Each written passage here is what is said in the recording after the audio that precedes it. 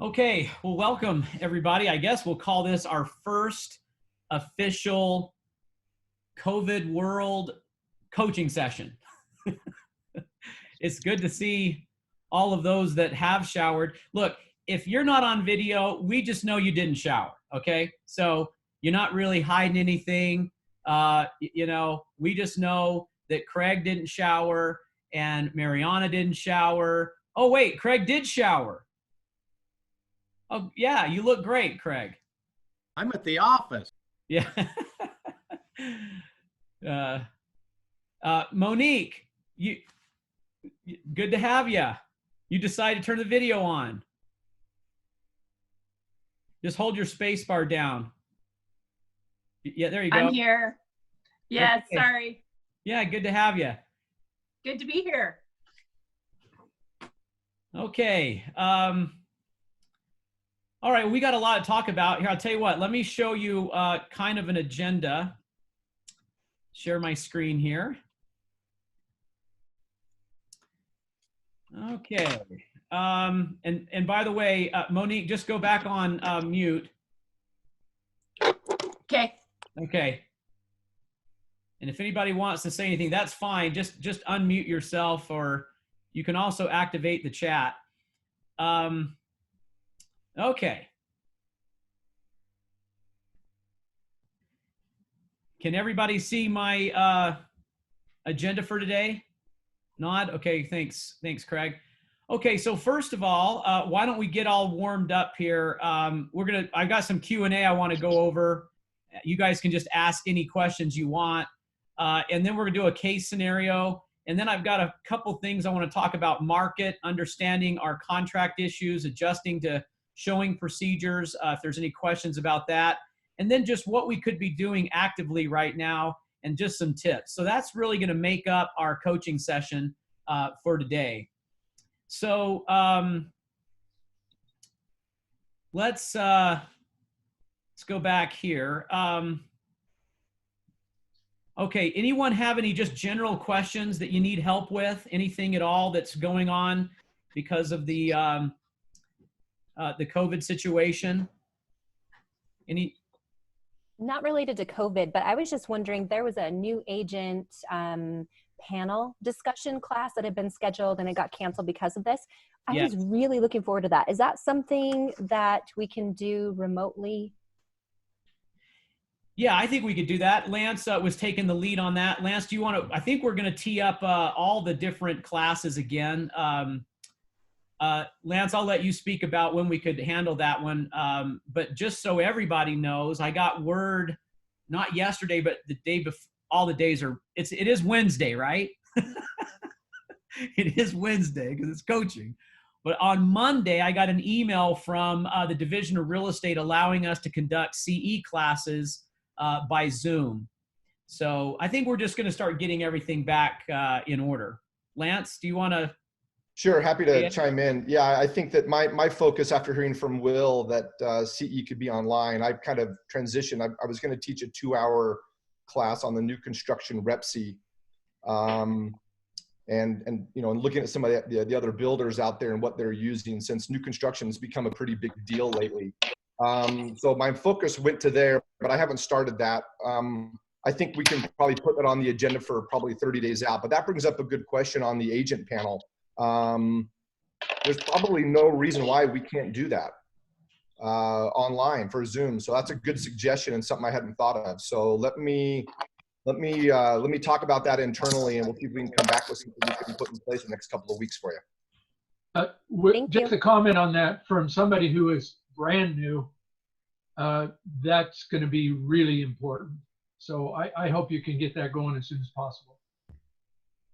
Understood. I'll do what I can. Yeah, I think the plan is to get everybody back into the routine and the cadence and the things that we were doing before, and we'll just use Zoom to do that. So we just need to get it on the calendar, make sure there's no conflicts and we're not overdoing it. So yeah, just plan on it. Any other questions? Emily, you called me this morning with a question or two, and I can't remember what the second question was. Are you on the call? I'm here. Oh, yeah. I think Kara covered everything that I had. Oh, okay. I couldn't Yep. remember if there was another question, but okay. Okay. If I Thank think you, of Emily. something else, I'll let you know.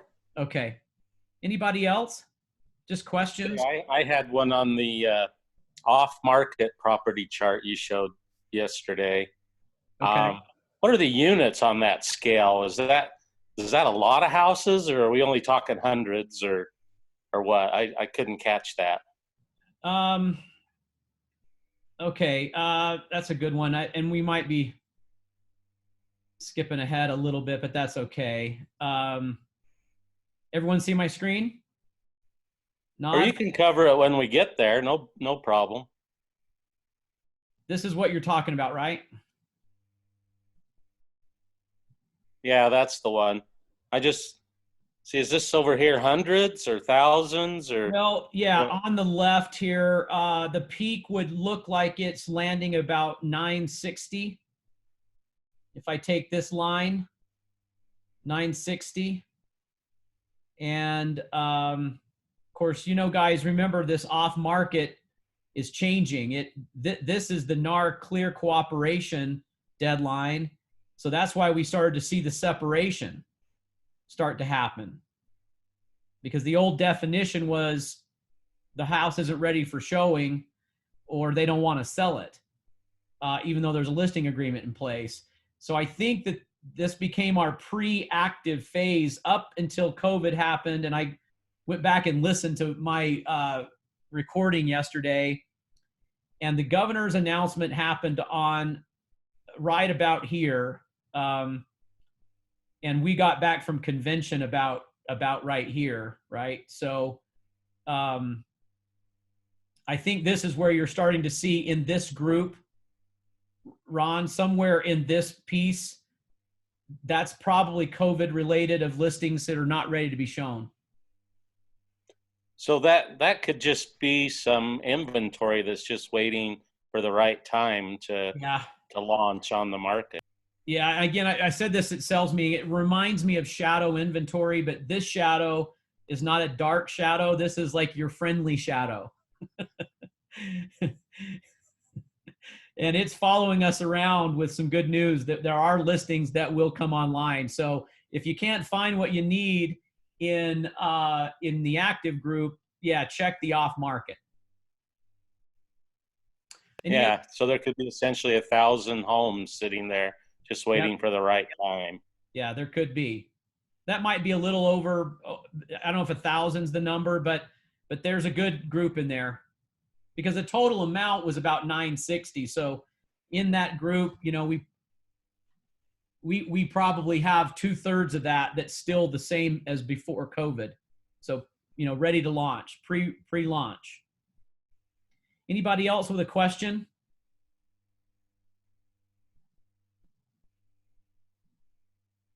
Nobody?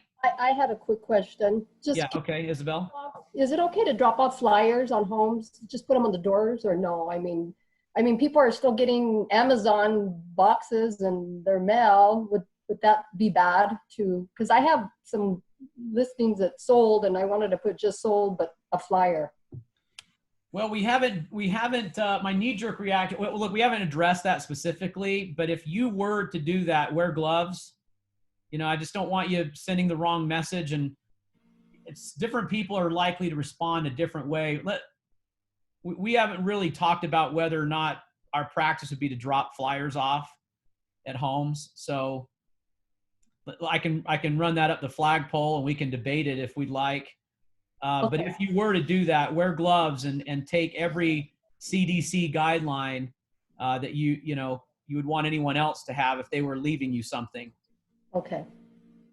Thank you. You're welcome. Anybody else? Don't be shy. If there's something you want to talk about or ask.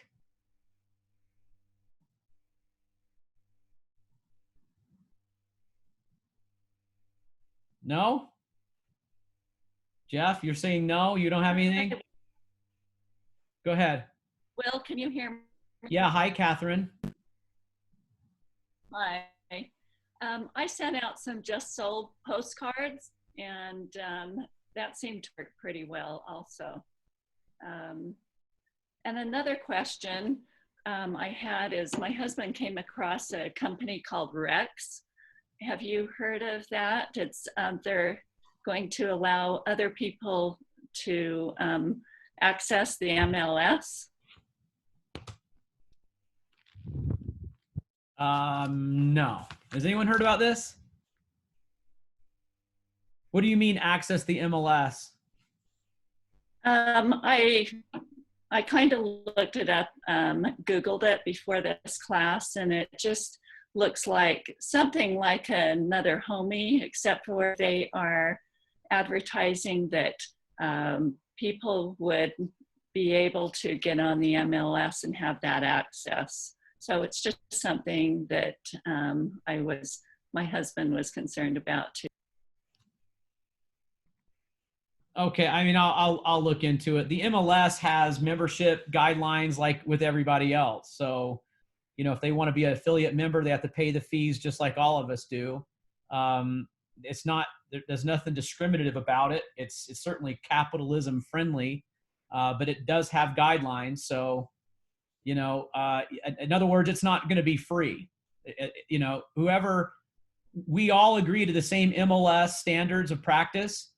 All of us. So, you know, someone couldn't come in there and get a blanket membership and then all of a sudden unlock that for everyone else. Neither I couldn't do that and you couldn't do that. Now I can provide an IDX feed, just like I do with my, you know, with our websites, but that's no different than what we've been doing for decades. But thanks for bringing, Right, I'll look into it. Anybody else have anything? If not, I'm going to dive into our agenda. We're good? Okay. Okay, well, feel free to weigh in, you guys. It's a lot better when we're interactive. So I'll go back to showing the screen again. Okay, so let me give you a case scenario. So I'm right here. Get my tool. Hold on a second. Everyone see my screen? Lance, do you see it? Yeah, okay. Okay, well, okay, here it goes. Annotate, spotlight. Okay, right here. Okay, so our case scenario was a call-in question this morning. So this is a real scenario. A returned missionary who from Argentina, so out of the country, is following the 14-day quarantine guidelines from anyone who's been traveling outside the United States. The property is currently under contract. The appraiser cannot or will not, doesn't matter, he won't go in the house to conduct the inspection due to a quarantined person in the home. So do we use the COVID addendum or do we use the do we extend the financing and an appraisal deadline? What do you think? I think COVID. Well, my understanding was that there was going to be some relief from appraisers that they could do sidewalk appraisals. Yeah, thanks for bringing that up. That was the first question I asked. Have we already asked the appraiser if he could waive the inspection? So unfortunately, no, not in this case. So the property didn't qualify for a waiver, and it didn't qualify for just a drive-by. But I think all of us need to make sure we've checked that box before we move on, you know, and we've asked, hey, can this appraisal inspection be waived? Cindy? What about the agent or somebody in the home doing a FaceTime with the appraiser when he's out on the street and they walk through the home? Then he's not just doing a drive-by thing. So somebody in the house could be on a FaceTime with the appraiser and they could go wherever he wanted, the mechanics room, here, there, under cabinets. Yeah, you know what, may come up. I'm not sure what the appraiser guidelines are down to whether it requires a physical in-person inspection, but we're all adjusting to the new world using technology at every turn. you know, a lot of the regulations have been lifted where possible. I think that's a really good, and I'm going to write that down, Cindy, to see if we can't get out ahead of that and allow someone in the home to, you know, use FaceTime at the direction of the appraiser. I'll see. I'll look into that. Great. So the question was whether or not we use the addendum or we extend. What do you guys think? Seems like COVID-19 that's what the addendum. addendum's for. Use the addendum and extend. Allison, did you have a comment? No, I'm personally, I don't like new addendums after all these years. So I'm not using the COVID. I would use, I put a house under contract this weekend that I walked through with FaceTime. My clients have never seen it. The inspection's tomorrow. They're not going. I'm going. I think we can do a lot with the FaceTime. I liked what Cindy said about the appraisal. My only question on that is the big thing has been realtors aren't allowed to influence the appraisal. So that could be cautionary with realtors FaceTiming appraisers as they go through the house. That would be my only concern there. But to me, the Rev C, I mean, you can extend buyer due diligence. You can extend the deadlines that need to be extended without using the COVID addendum, which industry-wide, people aren't familiar with that. So to me, I would use the forms we already have. Okay, good. I'm glad we're getting both sides of this because that's why I asked the question. I was hoping to get us to critically think, where is this line? So anybody else want to weigh in? Will, can you hear me? Yeah, go ahead, Bettina. Okay. Can you tell us a little bit about how to get that waiver? Well, we don't get it. The appraiser would have to determine whether there's no waiver on the property or not. So Do you know what sometimes when the loan to value ratio is really positive, you know, there's no need to get it down to the penny. Okay. You know, if someone's putting 50% down or something like that, or if the comparables are already obviously justifying the value, then you know the inspection is not required. Maybe the pictures are really good, the tour is really good, but if you find a property that only has, say, 10 pictures, 12 pictures, they're not good, it's missing a lot of the house, and the comparables are not real clear, we're likely to see an inspection on an appraisal. So whose call is it? Is it the appraiser's call or is it the lender's call? Well, it's the appraiser. All the appraiser. Yeah. Okay, so Will, let me just chime in. I had a couple of friends in my neighborhood who just did refis, and they're down in the low 300s, or excuse me, low 3% range. And in both situations, they are less than 50% LTV, say $1 million homes. Yeah. And it came straight from the lender in that situation. The lender, when they put in their automated items, it can kick back to them and give them an appraisal relief or whatever it's called, exemption. They don't have to do they don't have to do a drive-by or a walk-in. The lenders are just saying, hey, we're comfortable with that loan just based on purely the LTV, the credit, and the cash position of the borrower. Yeah, good point. The way I was thinking of it is once it's already gone to the appraiser, and because the lender has said we need an appraisal, the only one who can waive it at that point is the appraiser. But if the lender has said the strength of the borrower is so solid, they may not require appraisal at all, to Lance's point. So thanks, Lance. Appreciate that. Okay, so I knew we'd get this kind of division, and it's great because the addendum is new. I don't expect everybody to just know exactly where to use this tool or have mastered it already. So let me pull it up again, and then I'll answer this question on what do we think is the best tool for the scenario.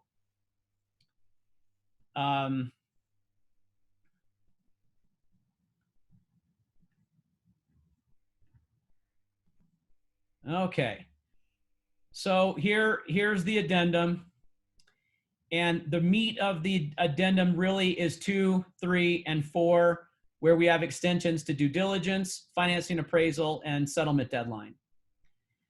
Okay, so back to the case scenario. We already know that, so timeline, we went under contract and then we had a quarantined individual, right? So the agent calls this morning and says, well, what do I do? And I said, well, I think you should just extend the financing and appraisal deadline. So if you use the addendum, you're pre-agreeing to something that you don't know will happen, right? This is the unknown we're dealing with. So in this case, we already know we have a quarantined individual. So buyer and seller could say, look, it's a 2-week quarantine. Why don't we extend 3 weeks? And we're kicking this can down the road to see what the world looks like in 3 weeks. We could simply do that. And I think that that's the best answer, is to not use the addendum. And of course, you guys know I'm a fan of all new addendums. So, but I'm a bigger fan in doing what's right for the case. And remember, we put the trust in our professionals to know when to use tools, right? It's not a one tool fits all. Just because it's a COVID world doesn't mean we use a COVID addendum. So, but back to the detail of this, and then I'll get your input. Remember, if we picked up this tool to use it in the case where we already know there's a quarantine, then we would have to immediately notice the other party that we're activating Section 3's extension, which sounds kind of weird. Why do we not just extend it, right? Why would we go through this hassle of filling out 3 and then immediately noticing the party that we're activating 3? The reason we had the addendum was to deal with the unknown, not the known. If we already have the known, just extend it like you always have. If it's unknown and we don't know what we're going to get, then we use the addendum. I've been saying, and I think it's kind of sticking, we're pre-agreeing. If something happens, we'll pre-agree to all of these issues, right? Okay. Any comments, questions, or so? Allison, I think, look, I think your thinking was right. I think you were, this is a case where we probably wouldn't use, the COVID addendum. Everybody with me or understand that, or? Okay. Then why would we pre-agree and alarm everyone? Just play it by ear as we go. Good point, Ron. We could, but if you have a party that's nervous, right? What if I can't control it? What if this happens? What if the lender? What if the appraiser? What if the buyer? Then you go to the addendum, because we're going to pre-agree if something happens. We've already worked it out, and now we can march forward with a plan, and there's not the fear of the unknown as much, right? But remember, we're kind of assuming that both parties will work it out. One party might be, hey, why don't we work it out? And the other party says, I'm not interested. That damages me too much. So again, the addendum would be a great protection in that case, where we don't have them on the same, the same field. Great point though. Anybody else? Basically, if you're in a multiple offer situation, I think my feeling is that your best bet is to skip the COVID-19 addendum, only because I feel like that is putting me in a situation where I'm alarming the seller. I represent the buyer, and I've been in 2 already, multiple offer situations, no, 3 actually. And it's just something I've avoided because Bettina, okay, so I hear you. However, okay. I want you to take let's practice not just channeling it from what the buyer is looking at, and sellers are living in like the seller and the buyer are both living in the COVID world, both of them, not just one of them. Let's take our missionary coming home quarantine scenario, but let's change it a little bit. Let's say it's active on the market. Okay. And the missionary is not yet home. Let's just go back a week ago. Okay. Would the seller view an offer that already dealt with this as negative or positive? In this situation, I would think the seller would view it as positive. Yeah. In I the would situations I've been in, I cannot imagine how the seller will not be like, oh gosh, you know, I'm going to take this one that has less problems, contingencies, issues, and it's just straightforward.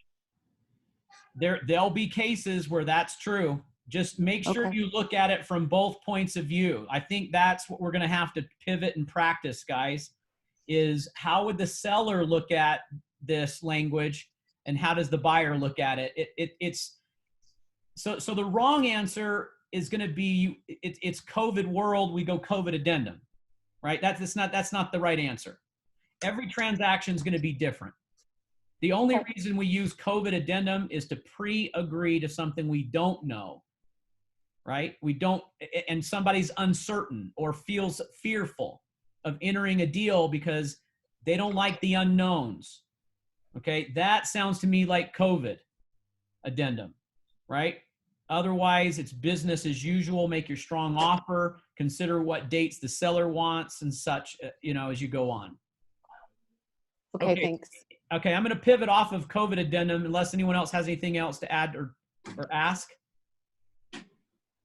Okay, we'll keep this marching forward fast. Okay, back to share.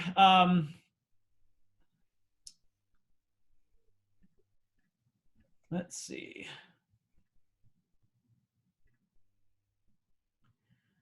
Okay, I wanted to talk to make sure that everybody understands, or if there was any questions about the market. I think this slide right here is amazingly powerful and good. And guys, the news right now is it's just negative and shock, almost all of it. You know, 98.9% of it is just the world is in total chaos. And I certainly don't want to minimize how hard this is. The United States government is going to may end up spending $6 trillion in this war. It's a big deal. But there's also good news. So when someone says, how's the real estate market doing?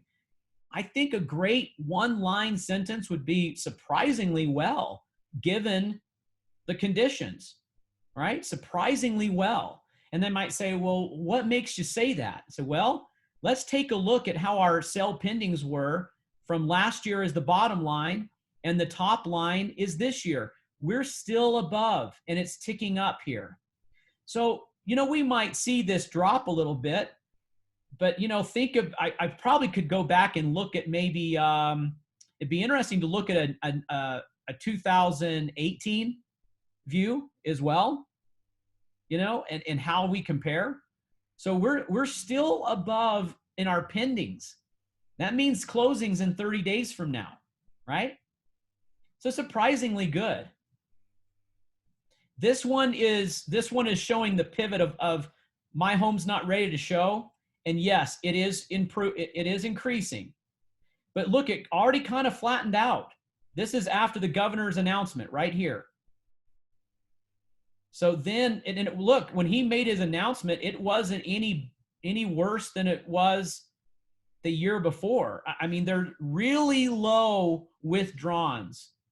And then it started to cross that line and has already started to flatten out. So I think make sure that you can give your elevator reply because we talk about what we're going to do to engage our people next in our next topic. I want you to make sure you have your stats right for what the market's doing. Sound good? Will, what is the conversation regarding future prices of homes? Everything I've seen suggests that they're not going to drop. Yeah, well, you know, okay, first thing is, generally speaking, the consensus is that prices should remain fairly stable. They're likely to flatten and stay where they are. So we're probably not going to see the appreciation. You know, it's interesting that I think we all understand supply demand. I think the public gets that. And I'm not seeing any warnings right now that we'll get a flood of properties on the market, say, due to people not being able to afford them, pay their mortgage, because there's already rules and protections in place to slow down any kind of foreclosure, which is what we saw in 08. So this is really a different problem that you can't say this is just like 08. It might feel hard like 08, right? I think Lance and I were talking yesterday about his clients coming in and sitting with him and wanting to feel lifted, because it feels the same now as it felt back then. But the details are different this time. So when you reach out to everybody, make sure you can tell them the truth. And the truth is, we're actually doing really well. It's surprisingly well. You know, and we're watching it every day. And I think everyone should get in the habit of their morning, start off by studying the market, get on the MLS, look at your statistics, understand trends, talk about your neighborhoods, get back in the practice of doing that. Okay, let's go back to Will, let me interject something if you don't mind. Yeah. You know, I think just when I think about what we're dealing with, I think most of our clients are online. They're surfing CNN and whatever news site they go to, and the information they're getting for the most part is pretty negative. They're not getting anything positive about how many sales our office has had. I mean, you know, every time I talk to one of our agents, some of you, you know, it's like, look, our office has had, I don't know the exact number as of the, with the math this morning, but, you know, I mean, we've had close to 60 under contracts in the last 2 weeks and 2 days.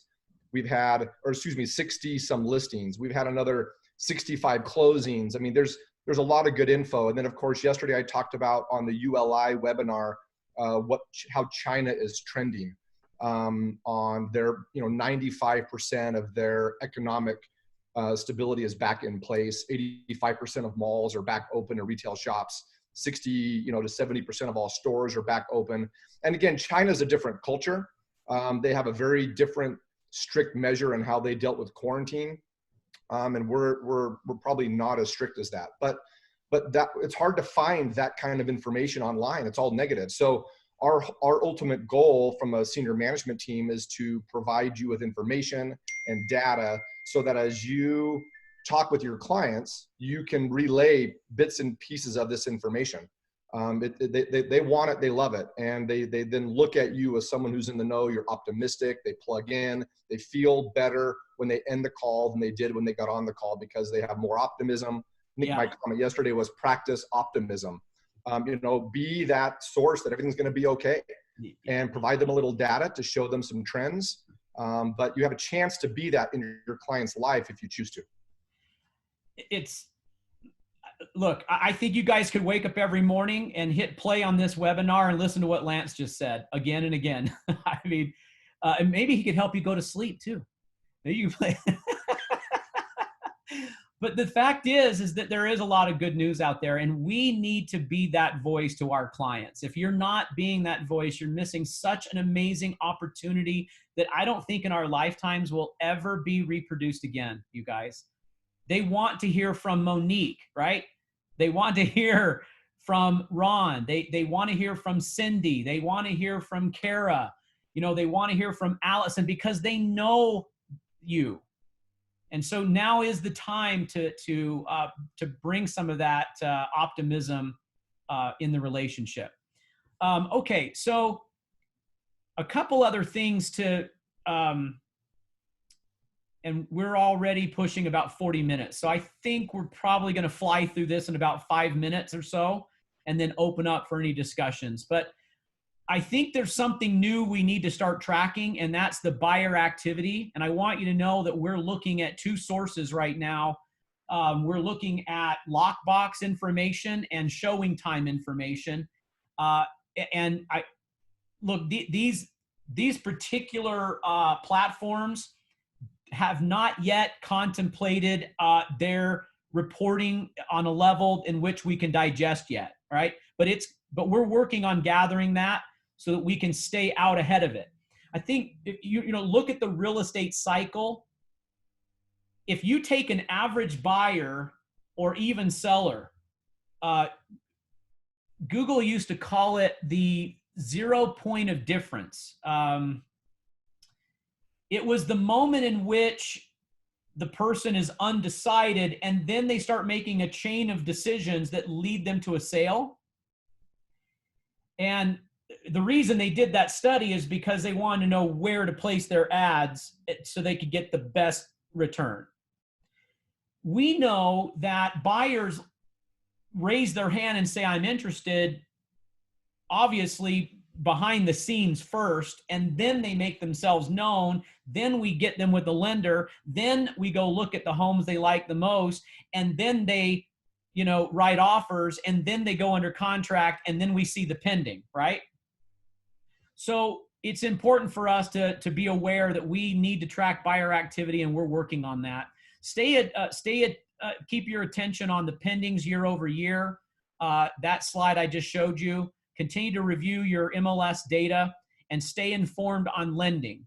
Lending is likely to change day to day, so don't get too high and don't get too low.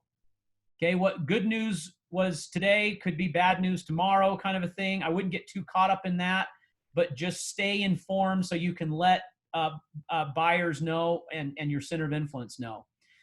We already went through the understand how to address contract issues. This is likely to come up, and one of our strengths as a professional is to understand the contract issues that likely could arise given the unknowns of COVID quarantines and such in this force majeure. We do need to make adjustments to showing procedures. Is everybody clear that we don't allow more than 2 people in the home? That's you and 2 people. Everybody clear on that? Are we clear that we don't congregate in the home? We're not holding open houses? Will, does that mean that the occupants have to leave if we're to stay with that 1 + 2? No, no, but if you're in the home with them, you cannot have, stay within the 6 feet and the other guidelines that we talked about yesterday in sales meeting. I wanted to make sure that we're not too, I don't know if stringent's the right word, but you could have a seller who wants to be there to see what the buyer touches. That's all. So, we kind of prefer the seller to leave, I think in most cases, but you need those discussions have got to happen now. So you're going to have discussions with listing agents about what they prefer to do. I'm not going to go through all the procedures of showings again unless you guys have questions, because we already talked about that. But if you do have questions, why don't you hit me up offline? I do want to focus, I think this number 4 here, build on current relationships. This has been a common theme in coaching. If you haven't prioritized your database yet, do it right away. Look at your past clients and those likely to refer you, and then reach out with a phone call and begin with your A group and just do what Lance just said. And I mean, we're not calling just to give them good information about the market. We're calling first and foremost to be their friend, right? How is this affecting you? Is your family okay? I mean, how are you? If that's all you did, then victory, remind them that we're you care about them because you do. And then that's it. And you move on. If they happen to say, how's the market? Then you channel what we just talked about. There's a lot of good news out there. It's surprisingly doing really well. But that's not the purpose for your call. Your purpose is to build the relationship. And they need to hear from you. Some people have a longer discussion with you. It might go into the market in depth, so be ready. But the primary purpose is to reach out to them. Now's the time. Okay, let me change it. When you have, I was going to say if you have. Sorry, I get excited, you guys. Sorry. When you have gone through a tough situation with someone else. Really tough. But you were there for them, or someone was there for you. You never, ever forget them, right? I mean, you love them on a different level. Your gratitude and appreciation is a whole new level. It's time right now to get shoulder to shoulder with people. See the world like they do. And this COVID issue is not affecting everyone the same. Someone may have lost their job a week ago, and others are doing fine and they have no worry other than they're just dealing with the quarantine and stay at home stuff, right? But some people might be having a really, really hard time. So you don't miss this opportunity to be their friend right now. It's bigger than real estate, right? It's not even about the business side. Business will happen. People need to buy, people need to move. We're here to help them, right? But be their friend. I hope that everyone will hang up this call, right? And then go, okay, I've got to get back to good habits. And Will and Lance are right. I've got to start touching base with my folks. And, if that's a list of 100 people, start off with your top 10 and get them called today. And then call 10 tomorrow and call 10 the next day. And you'll feel so much better about yourself and about your contribution, and your fulfillment in all of this will reach an all-time high. The worst thing we could do is stay paralyzed and not seize on this moment to be there for someone else. Personally, guys, every time I have felt overwhelmed, and I feel like I start worrying a lot about me, what about my this or my that or me this or I this? It seems like the common answer to my prayer is stop worrying about yourself and start worrying about somebody else. And as soon as I do that, it just lifts right off my shoulders, because the fulfillment comes back, right? Like I'm contributing to someone else's relief. Now I have value, right? I feel good about my contribution. And fulfillment is way better payday than a paycheck will ever be. So don't miss this opportunity to be a friend for everyone, you guys. Now, we as a leadership team have tried to make sure we're have some interaction with all of you right now. So we're following this same procedure. We've tried to keep track of who's on these calls, who we're connecting with, so we don't miss anyone. And we've tried to reach out or be a part, just have a connection with anyone. So I think, we're doing the same thing because we do love our agents. I mean, I think really, if you think about it, we probably love each other more now than ever, don't we? Because something was taken away. That's getting a little personal, Will. Yeah, sorry, Lance. I love you, bro. Yeah. Too personal. Let me just say that it really is a great time to call people, because there's some exciting trending news out there. Sales are happening, rates are low. There's really a lot of good information. I can't count the number of phone calls I've made, but every call when asking about them or their family, how they're doing, how's the business, whatever it is, every one of them asks, well, how's your business? Hey, business is good. What's going on? Have sales just stopped? Yeah. And you say, no, they haven't. Every conversation has been regarding real estate. So Will said, hey, be prepared that some of them might. I would probably encourage you to be prepared that every one of them will go there, because people are concerned. There's general concern in the space out there, but there's some great information to share that is trending in the right direction. Well said, Lance. Okay, here's some more things. I did send out an email, or Steve sent out an email. We kind of collaborated on this. And these are some important things to remember right now. Be a calming influence to your friends, family, neighbors, business people. Listen to their concerns. Be sensitive. Don't be a salesperson right now. Matter of fact, I never like us being salespeople. You guys know that from coaching. Instead, be a good person, and be good at what you do. Be a professional. Be a good communicator. I think you counsel with long-term objectives right now. When someone says, is this a good time to list?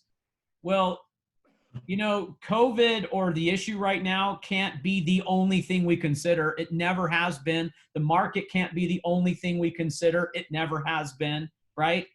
There's more to it than that. So think about that. And there's other bullet points here that were already sent out. So, guys, first of all, thank you for pausing your morning to join in this. Was this worth your time? Part of this? Okay, thanks for shaking your head. Okay. Hey, Will. Yes. Hi, Kev. Just remind them about tomorrow's class also. Yeah. 10:30. We got some fun things to talk about. Some mistakes that are few mistakes that are being made. We need to all correct, and we're going to have a good hour tomorrow, starting at 10:30. Same thing. Okay, perfect. Is Kevin in his jammies?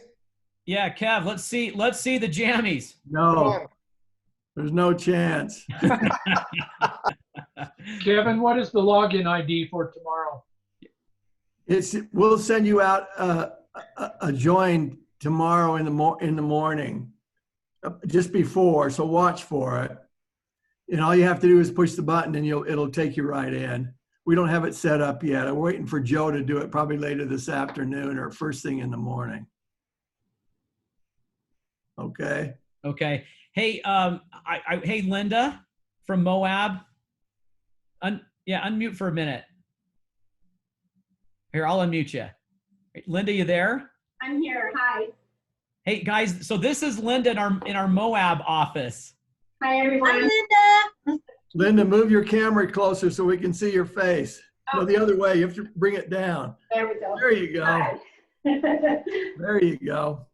It's good to see you. We're so glad to have you part of Brookshire Hathaway. Thank you for joining our coaching this morning, Linda. I see the weather's already gotten to be 70 down there. Is that right? It is. I planted lettuce and spinach yesterday. Oh. Hey, Linda. Yeah. This is Kevin Cameron. You can't see my face because I'm so handsome. It makes the other guy look terrible. There's Jerry. Yeah. We heard that Moab was not going to allow rentals anymore for a while. Is that what's happening down there? That's correct. The overnight rentals are all shut down. The hotels are all shut down. Unless you have a business emergency, I've had a couple of clients come in and be able to use hotels because they've been here for transactions. Okay. But no tourists. Hey, Linda. Mm-hmm. This is Mike Jensen. We have a place in Rim Village Vistas, if you're familiar with, and we were shut down 2 weeks ago. But have you heard anything if they said they were going to reevaluate that after 14 days, and it's been 14 days. Do you have any idea? I haven't heard anything. I got a letter from, you probably did too, from Moab Property Management. I don't know who your manager is. I do it myself, so. Okay. And they were still shut down a few days ago. But you're right. Okay. It was, let's see, it'll be 14 days tomorrow. Oh, yeah. Okay. I'll have to check into it. Thanks. Thanks, Linda. Linda, if you guys need anything, of course, let us know. We're happy to help. Thank you. So, just so the team here knows, we did structure Moab to fall under Park City, but anyone is welcome to join these coaching sessions. If you miss one, Wasatch Front, Wasatch Back, or however, anyone can join these. So I'm glad that you joined us, Linda. Thank you. And if you're ever down in Moab, the office is there for you to drop in, and if you need something or use something, take advantage of it. Okay, thank you. So Lance, what's so funny? Nothing. I'm just communicating with a few people on the call. Right. Okay, you private messengers. You can't help but multitask. It's hard to do that and then watch their face and then they start grinning and you start laughing. So it's good. All right. Lance is still in junior high, remember? Don't be jealous, Kevin. Don't be jealous. I am. I've got to go. It's recess at 11:30. Are we done? Yeah. So you know what's interesting is it's been a while since we've had 38 people in a coaching session live, right? But we had 38 of us together today. So, you know, maybe this just becomes the new norm, huh? We increase our attendance, right?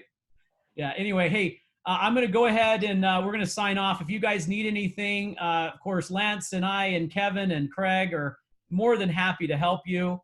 We love you all. So proud of this group and the work you're doing. Your family, friends, and clients are really lucky to have you in their life. So go make a difference with everybody and take what we talked about today and make it happen. Okay? Love you all. Will, We'll see you again tomorrow. Thank you, Will. Okay? Thank you. Thank you very much. Okay, see you tomorrow. Thanks, guys. Okay. Bye. Thanks, everybody. Be safe. Bye. See ya.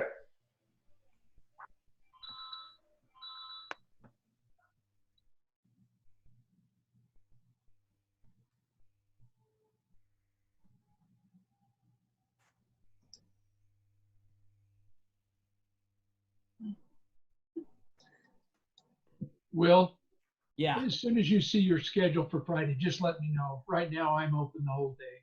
So anytime you'd like to meet, I'll be available. Why don't we say 11? I'll plan on it. Do you want to just send me the link or the meeting ID to log Yeah, in? why don't I just call you and I'll just send it while I call you. That's perfect. Thank Okay. you. Okay, you got it. Yep. Okay, bye. Bye.